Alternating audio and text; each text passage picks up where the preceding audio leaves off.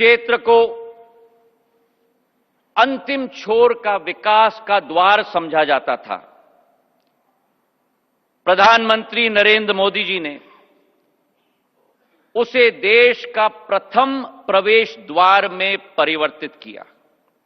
और केवल ये नहीं, लेकिन ये ऐलान कर दी कि विकसित भारत की परिकल्पना की शुरुआत अगर कहीं से होगी तो उत्तर पूर्वी क्षेत्र से होगी। मेरे भाइयों और बहनों,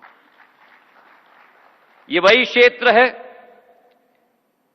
जिसकी सांस्कृतिक विविधताएं के धागे को प्रधानमंत्री जी ने स्वयं विकास और प्रगति के साथ ताना बाना बनाकर बुनने का काम किया है।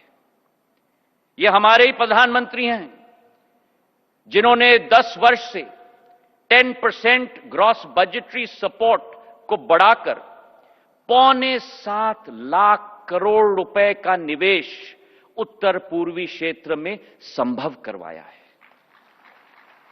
हमारे प्रधानमंत्री नरेंद्र मोदी जी ने ही टैक्स डेवल्यूशन को 5 गुना बढ़ाकर 5.5 लाख करोड़ की राशि का निवेश इन 8 राज्यों में कराया है। और हमारे प्रधानमंत्री नरेंद्र मोदी जी ने ही ग्रांट इन एड को दुगना करके 5 लाख करोड़ अतिरिक्त इस क्षेत्र में निवेश कराया है।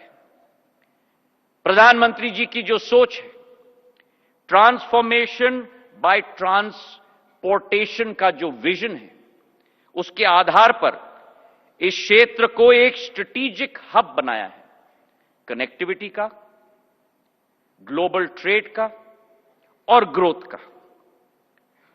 पिछले 10 वर्षों में 5,500 किलोमीटर के नेशनल हाईवे बने, 2,000 किलोमीटर की रेल लाइन बनी, सबसे लंबा रोड का पुल भूपेन हजारिका पुल 9.5 किलोमीटर का बना है।